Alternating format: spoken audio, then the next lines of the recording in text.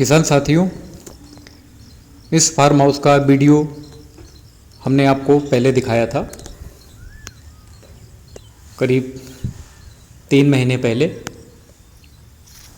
जब इसमें हमने पहली सिंचाई की थी।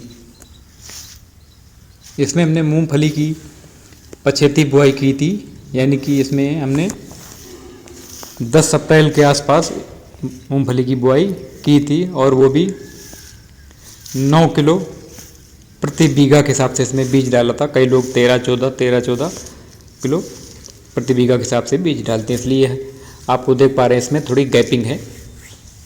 कुछ मशीन में खराबी के कारण भी ज़्यादा गैपिंग हो गई।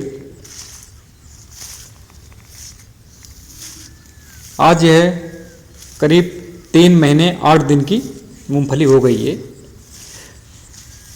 चूँकि यह यूपी का औरैया ज़िला है, यहाँ 1 महीने से करीब लगातार बारिश हो रही है। पिछले करीब 15 जून से लगातार बारिश जारी है, इसलिए जो मूंगफली की है बढ़वार नहीं हो पाई है, जस की तस स्थिति में पड़ी हुई है। यदि अभी भी खुलता है तो कुछ चांस हैं, जैसे आप देख पा रहे हैं किसान साथियों, इसमें हम आपको उखाड़ के दिखा रहे हैं। दाना यानी कि मूंगफली पूरी तरह बनकर तैयार है, बस इसका जो छिक्कल है वो सिर्फ मोटा होना रह गया है। और यदि मूंगफली में लगातार बारिश का पानी या खेत में पानी भरा रहेगा तो ये मूंगफली उसी स्थिति में पड़ी रहती है, जिस स्थिति में न ग्रोथ करती है, न पकती है, न उसका दाना पड़ता है। इसको हमने किसान साथियों पूरी तरह जैविक विधि से किया है। इसमें एक दाना यूरिया का नहीं पड़ा, ना ही एक दाना DAP का इसमें डाला गया है। और हमने इसमें सिर्फ जब बुआई की थी उसके पहले पानी के कुछ दिन पहले इसमें हमने एक स्प्रे किया था, वो भी कीड़ों के लिए, क्योंकि इसमें कीड़ों का प्रकोप इतना ज़बरदस्त था किसान साथियों कि उस समय हमने ये सोचा था कि अब मूंगफली नहीं होगी, इसको नष्ट कर दिया जाए, वही बेहतर होगा।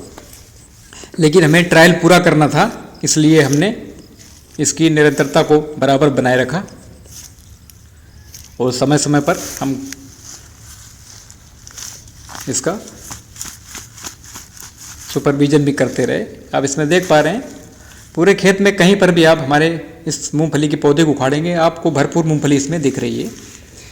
यदि अभी भी 4-5-6 दिन मानसून साथ दे देता है तो मूंगफली इसमें अच्छी खासी निकल सकती है। नहीं तो चूंकि धान की रुपाई किसान साथियों नज़दीक है, फिर हमको इसको जुताई करके नष्ट ही करना पड़ेगा। यही हमारे पास विकल्प है, क्योंकि धान की रुपाई फिर ज़्यादा देरी हो जाएगी। इसमें किसान साथियों हमने 4 kg प्रति एकड़ के हिसाब से भूमि पावर का इस्तेमाल किया था, वो भी अंतिम जुताई के समय। और उसी समय हमने 2 बोरी इसमें सिर्फ वर्मी कंपोस्ट डाल दिया था प्रति एकड़ के हिसाब से।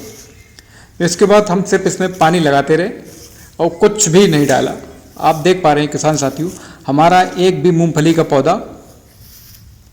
अस्वस्थ नहीं है, पूरी तरह ग्रीन है।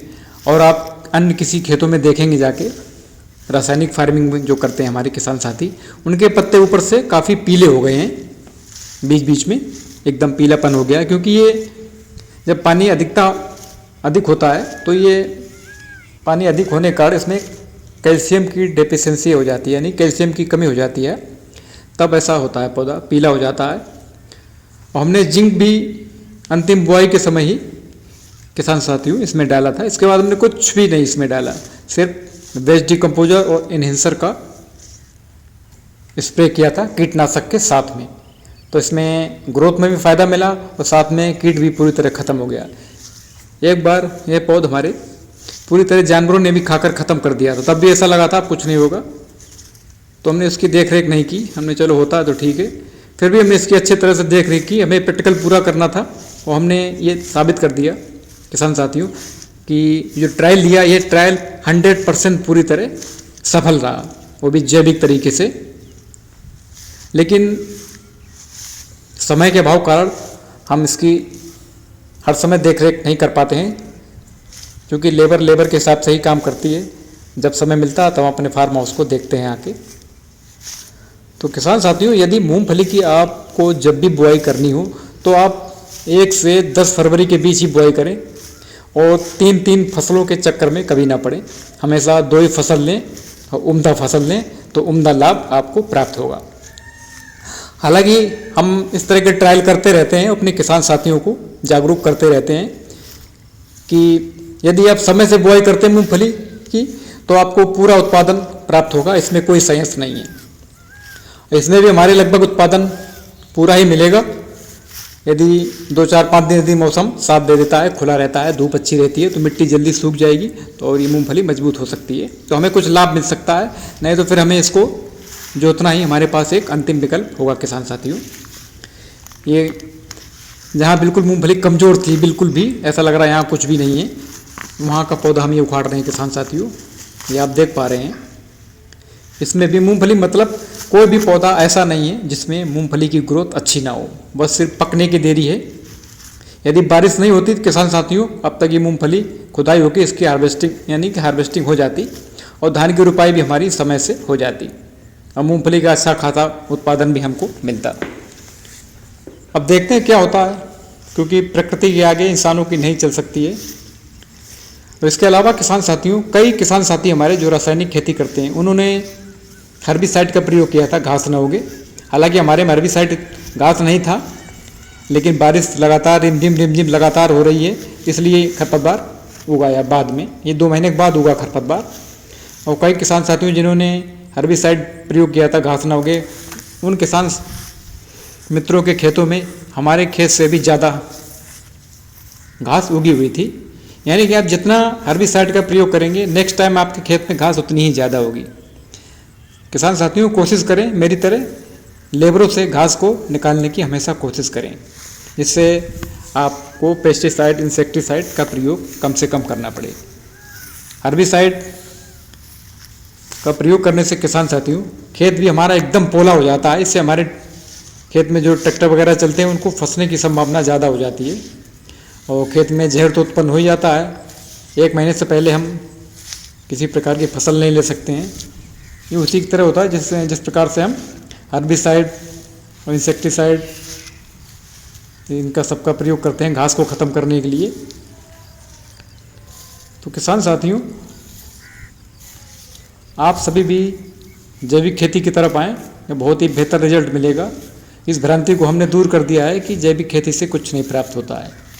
हम तो उस मिशन पर काम कर रहे हैं साथियों कि जो हम थोड़ा बहुत भी डालते हैं वो भी ना मुझे डालना पड़े, सिर्फ पानी के साथ बहा दो वेस्ट डिकम्पोजर को और बस उससे उत्पादन प्राप्त होता रहे। बस आप सही से देख रेख उसकी समय से करते रहें, क्योंकि आप लगातार जब 2-3 साल तक बिना यूरिया डीएपी की खेती करेंगे तो ये खरपतवार जो है आपका स्वतः ही नष्ट हो जाएगा, डिकम्पोज हो जाएगा। जब आप डिकम्पोजर का प्रयोग करेंगे तो ये नष्ट हो जाएगा, खाद बन जाएगा और दोबारा कम उगने लगेगा। क्योंकि मोथा घास ऐसी होती है, कोई भी हम उसमें पेस्टिसाइड डालते हैं तो उसके जड़ तक नहीं पहुंच पाता, यानी कि उसकी जड़ों में गांठें होती हैं, वो पुनः उगना आरंभ कर देता है।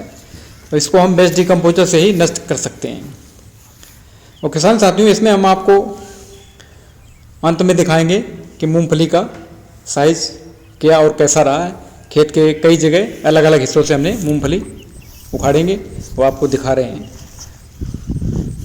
चलते हैं पहले ये हमने पूर्व साइड से एक पौधा लिया है, इसके बाद आप हमको धुल के हम बताएंगे इसमें मूंगफली का साइज क्या है। बहुत ही अच्छी फलन है, कोई दिक्कत नहीं किसान साथियों, देर आए दुरुस्त आए, कोई दिक्कत नहीं। हम जो चाहते थे वो हमने प्राप्त किया, हमारी कोशिश सफल रही। और बेस्ट डिकम्पोजर एनहेंसर का सहयोग देने के लिए उन टीम का भी बहुत बहुत धन्यवाद जिन्होंने हमारा साथ दिया। यानी कि हमारे अमित सर भी हैं, वो भी बहुत कुशल व्यक्ति हैं, बहुत ही अच्छा मोटिवेशन देते हैं। उनके मोटिवेशन का भी प्रयोग हम समय समय पर करते रहते हैं। और डॉक्टर किशन चंद्रा जी, वो तो किसानों के लिए एक वरदान है। उनकी तो बात ही अलग, उन्होंने ऐसे चमत्कारिक प्रोडक्ट बनाकर पेश कर दिए किसानों के लिए कि उनको भविष्य में कुछ खरीदने की ज़रूरत ही ना पड़े, घर पर ही सारे बनाए सारी चीज़ें। जो हमारी रासायनिक कंपनियां तरह तरह के लूट घसोट मचाए हुए हैं, सब नकली प्रोडक्ट किसानों को दे रही हैं। 10 प्रोडक्ट पकड़ा रही हैं, उसमें एक काम कर रहा है और 10 किसानों को फालतू में दिया जा रहा है। इससे किसानों का नुकसान हो रहा है। तो किसान साथियों हमेशा जैविक खेती करें, अपने आप को भी स्वस्थ करें और लोगों को भी स्वस्थ करें, और मार्केट में भी पहुँचे तो स्वस्थ अनाज पहुँचे जिससे आपकी कीमत अच्छी मिले। तो अंत में हम दिखाना चाह रहे हैं आपको मूंगफली। इसमें इसको अच्छे से हम धुल लेते हैं तो देखते हैं मूंगफली का साइज आप देखिए, केवल पकना बाकी रह गया, बाकी फलन में किसी प्रकार की कोई दिक्कत नहीं है। आप देख पा रहे हैं मूंगफली जो फलों की संख्या बिल्कुल कोई भी कमी नहीं है। अंतिम बुआई में अगर आपको 60% भी उत्पादन प्राप्त हो जाता है, हम कहते हैं 50% भी प्राप्त हो जाता है, तो भी आप जीत नहीं रहेंगे किसान साथी। बस इसको सिर्फ पकना के देरी है, बाकी इसमें सारा प्रोसेस कंप्लीट है। आप देख पा रहे हैं बहुत ही अच्छी मूंगफली की फलन हुई है। तो किसान साथियों यदि आप समय से करते हैं तो आपको 100% लाभ होगा।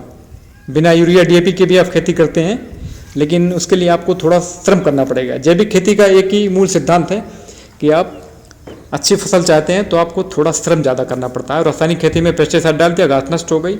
इसके विपरीत जैविक खेती में थोड़ा श्रम ज़्यादा करना पड़ता है अच्छा उत्पादन प्राप्त करने के लिए।